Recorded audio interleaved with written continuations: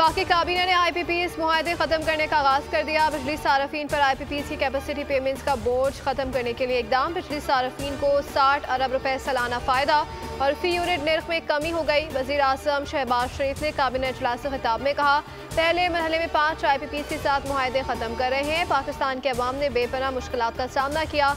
मईशत बेहतरी की जानिब गामजन है, किसी सियासी पॉइंट स्कोरिंग में नहीं जाना चाहता। माजी में संगदिल हुक्मरान आया, कहा गया महंगाई से सरोकार नहीं।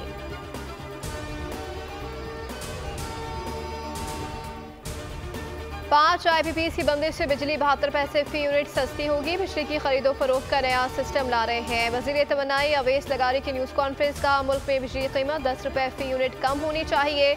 IPPs से तस्लीम कराया कि वो अरबों रुपए मुनाफा कमा चुके हैं।